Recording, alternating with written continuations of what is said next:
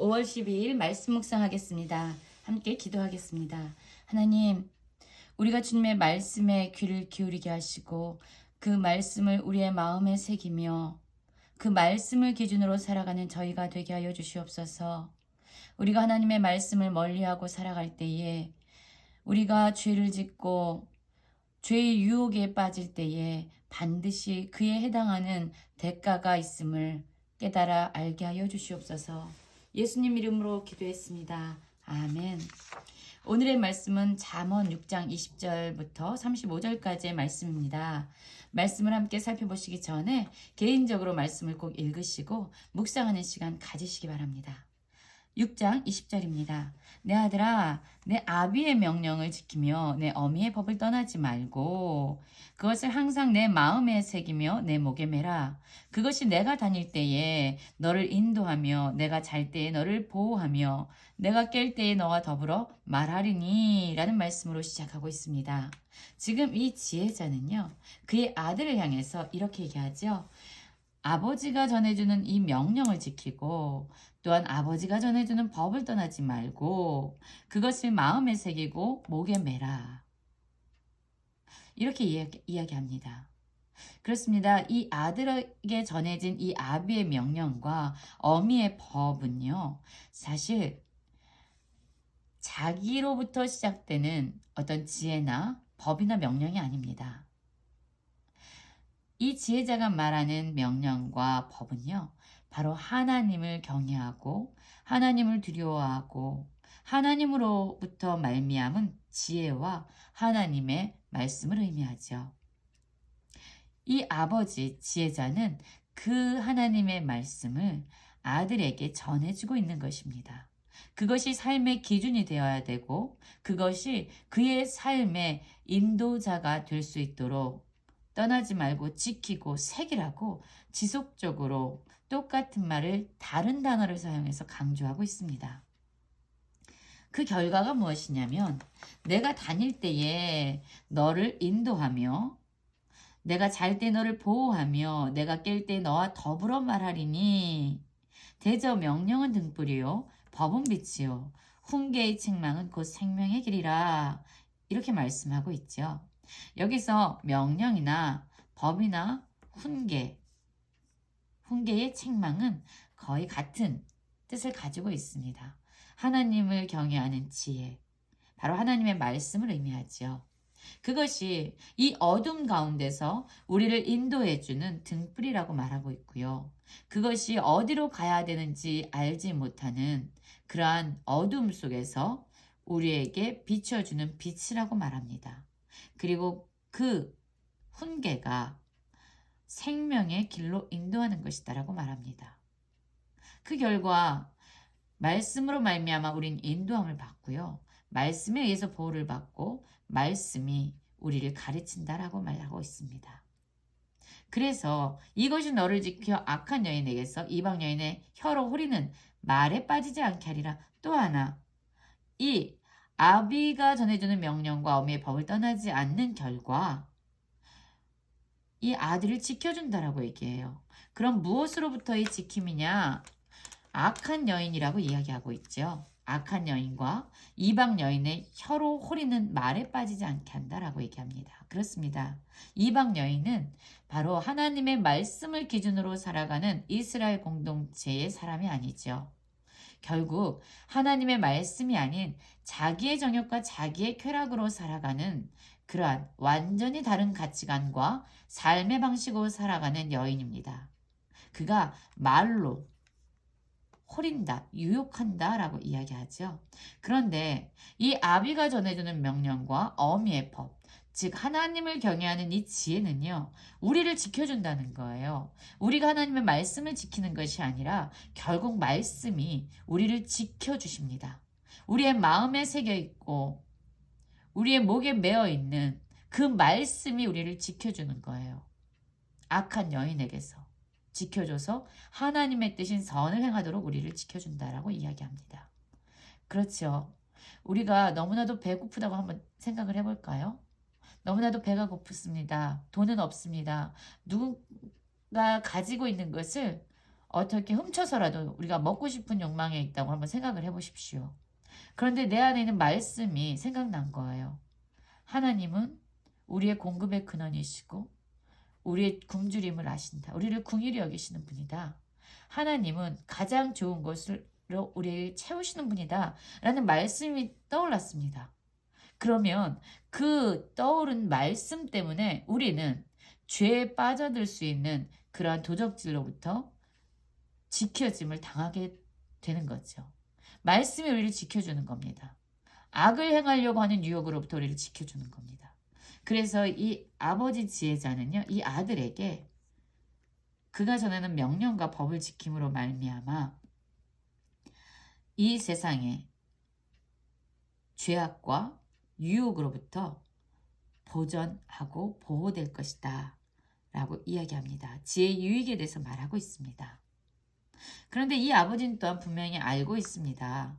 내 마음에 그의 아름다움이라 그러죠.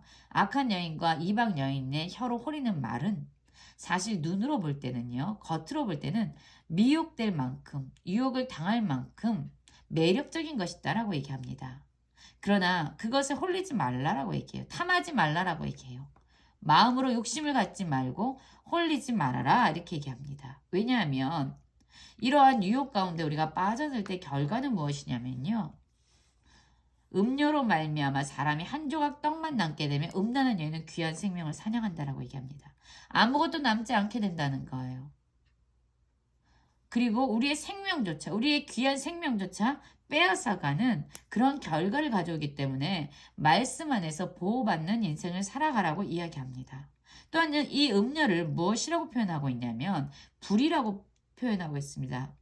그래서 사람이 불을 품에 품고서야 어찌 그의 옷이 타지 않을 수 있겠느냐라고 얘기하죠.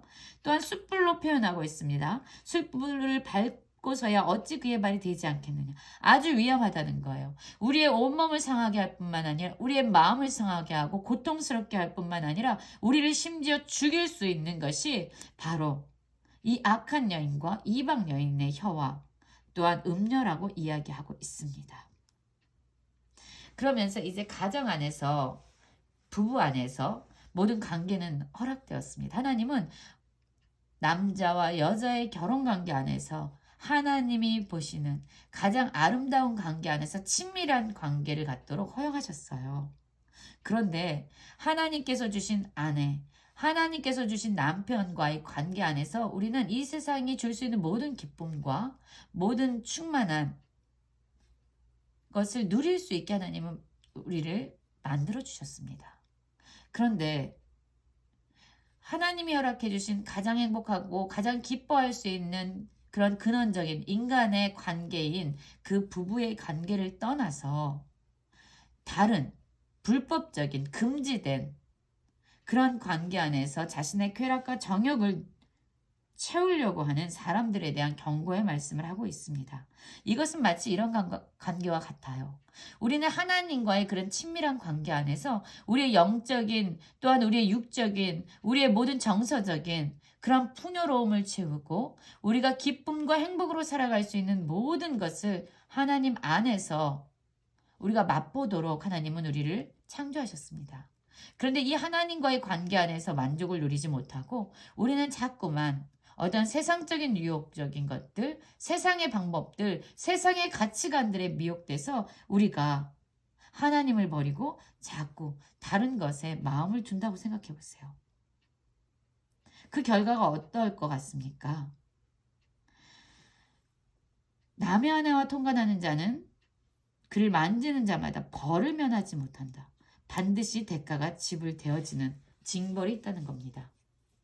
30절 볼까요? 갑자기 도둑이 나오는데요. 도둑이 만일 줄인 때 배를 채우려고 도둑질을 하면 사람이 그를 멸시하지 아니하려니와 들키면 7배를 갚아야 하리니 심지어 자기 집에 있는 것을 다 내주게 되리라. 지금 갑자기 이러한 간음의 문제, 부부 안에서 누릴 수 있는 관계를 떠나서 금지된 불법적인 관계를 누리고자 하는 사람들에 대해서 이야기하다가 도둑을 이야기합니다. 근데 이 도둑은 어떤 도둑이에요? 배가 너무나도 고파서 줄인 배를 채우려고 도둑질을 한 사람이에요. 그러면 그의 사정 이야기를 듣고 사람들은 다 아유, 불쌍하다라고 동정할 수 있어요. 이해받을 수 있다는 거예요. 그러나 그가 이 줄임배를 채우려고 잘못된 금지된 방법으로 물건을 도둑질할 경우에는 반드시 긍휼히 동정은 받을 수 있지만 그 죄에 대해서는 반드시 7배를 갚는 대가를 지불하게 될 것이다 라고 이야기하죠. 그래서 자신의 모든 것을 다 내어 주어야 하는 그러한 죄에 대한 징계를 받아야 된다라고 이야기합니다. 그런데 다른 여인과 간음하는 자는요, 또 다른 차원의 그런 벌뿐만 아니라 사람들로부터 외면을 당하게 되는, 동정을 받을 수 없고 이해받을 수 없다는 겁니다. 32절 볼까요? 여인과 간음하는 자는 무지한 자라. 이것을 행하는 자는 자기 영혼을 망하게 하며 상함과 능욕을 받고 부끄러움을 씻을 수 없게 되나니, 남편이 투기로 분노하여 원수 갚는 날에 용서하지 아니하고 어떤 보상도 받지 아니하며 많은 선물을 줄지라도 듣지 아니하리라. 무엇입니까? 이렇게 하나님께서 허락하신 관계 이외의 것을, 금지된 관계 안에서 자신의 정욕과 쾌락을 누리려고 하는 자는요, 자기의 영혼을 망하게 할 뿐만 아니라 상함과 능욕과 부끄러움, 수치를 당하게 된다는 거예요. 사람들도 그를 정죄하고 비난할 수밖에 없다는 겁니다. 씻을 수 없는 수치와 부끄러움을 당하게 됩니다. 그리고 만약에 결혼을 했음에도 불구하고 남편이 아닌 다른 남자, 결혼한 다른 남자와 금지된 관계를 갖게 되는 그 여인에 대해서 이야기합니다. 그 여인의 남편이요, 여인이 자기를 떠나서 다른 사람과의 관계를 누리는 것을 보게 되면 투기로 분노해서 원수를 보복하게 된다는 거예요. 용서하지 않을 뿐만 아니라 복수한다는 겁니다. 어떠한 뇌물로 그의 마음을 돌려보려 하지만 어떠한 보상도 받지 아니할 뿐만 아니라 어떤 선물을 줄지라도 마음을 돌이키지 아니하고 반드시 복수를 하는 그러한 일을 겪게 될 것이다 라고 얘기합니다. 오늘 말씀을 묵상하면서 저는 하나님의 말씀만이 우리를 죄와 악한 유혹으로부터 우리를 보호할 수 있음을 다시 한번 깨닫게 됩니다. 특별히 하나님의 기준으로 살아가는, 하나님 안에서 누려야 되는, 또한 하나님께서 허락하신 부부 관계 안에서 누려야 되는 그런 친밀한 관계를 우리는 지켜나가야 합니다. 그것만이 하나님이 우리에게 허락하신 것이죠. 그것을 허락하신 하나님의 말씀은 또한 그렇게 살고자 하는 우리를 악으로부터, 유혹으로부터 지켜주실 것입니다.